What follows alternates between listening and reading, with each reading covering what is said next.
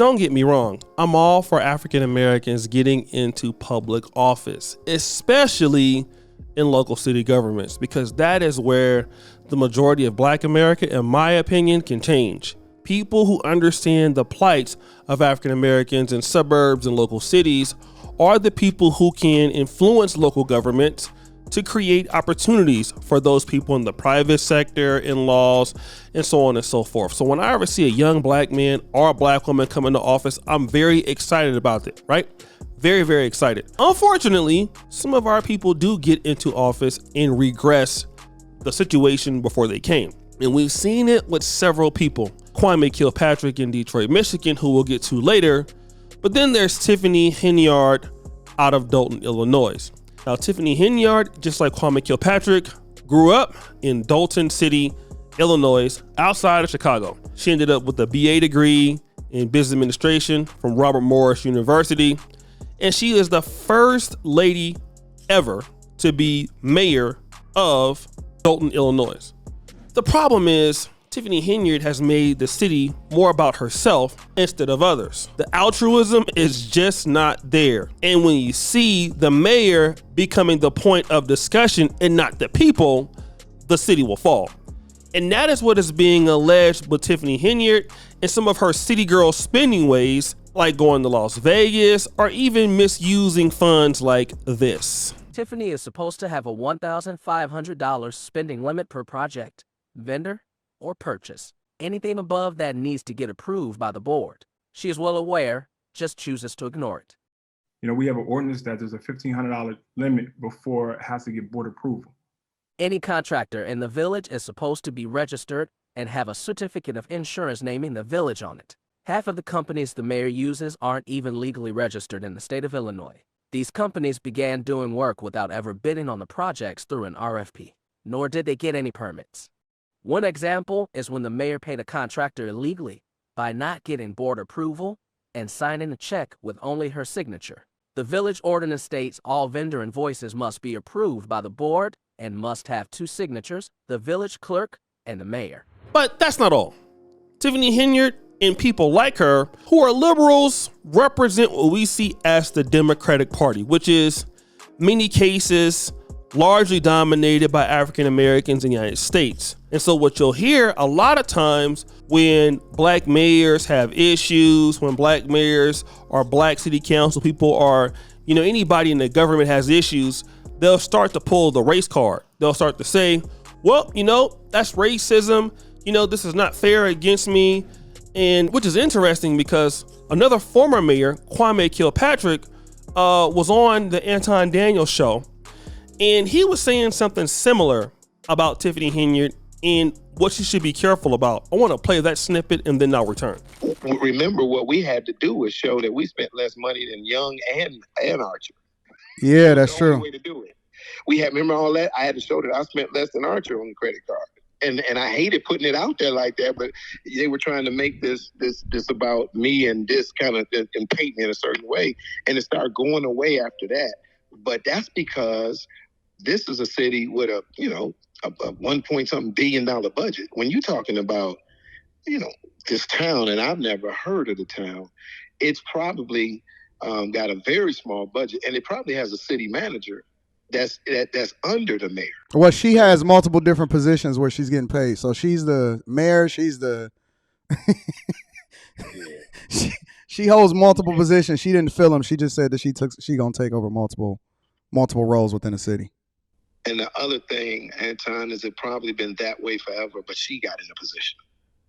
And that's what you got to learn too.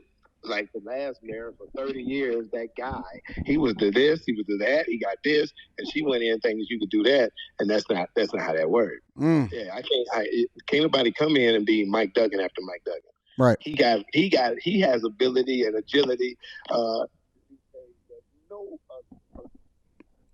Good job. Yeah.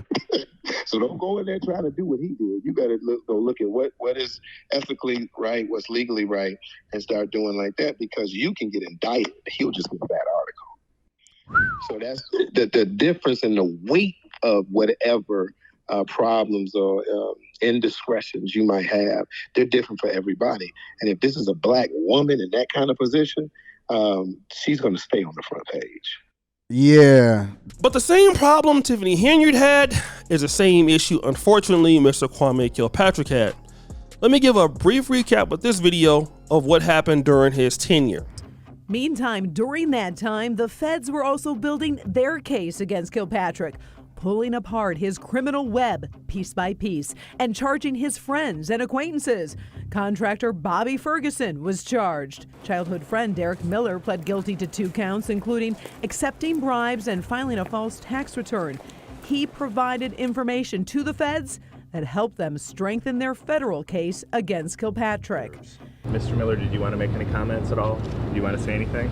The former mayor's fortress was crumbling. Those in his inner circle were speaking out and getting deals and lighter sentences. And why am I saying that? Because when Kwame Kilpatrick got caught up doing all kind of wrongdoings, all kind of silly wrongdoings, what did he do?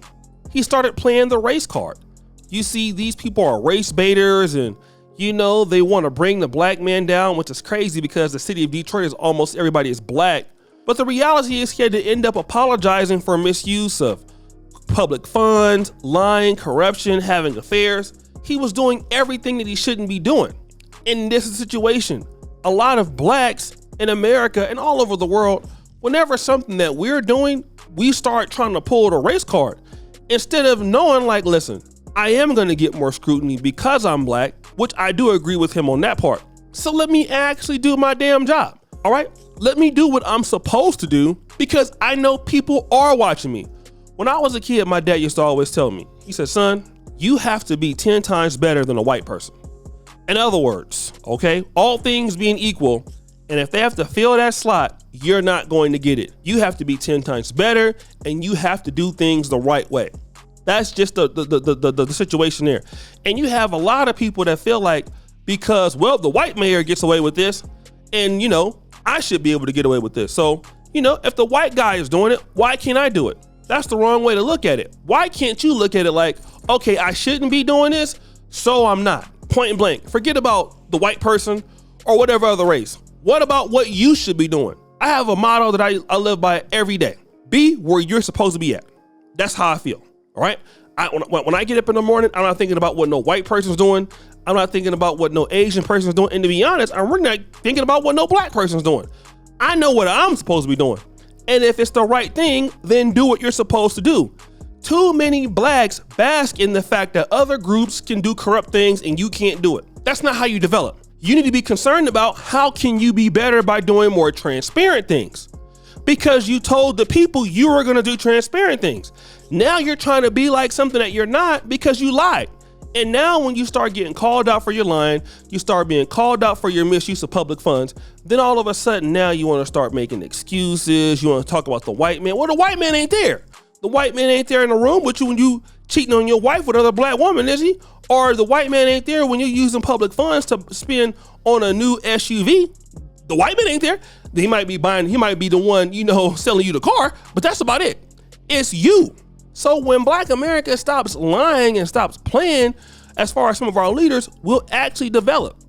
And so you're going to see this lack of accountability. If she goes to jail, you know, y'all hating on me. No, you're not doing what you're supposed to do. And that's why they're about to lock your ass up.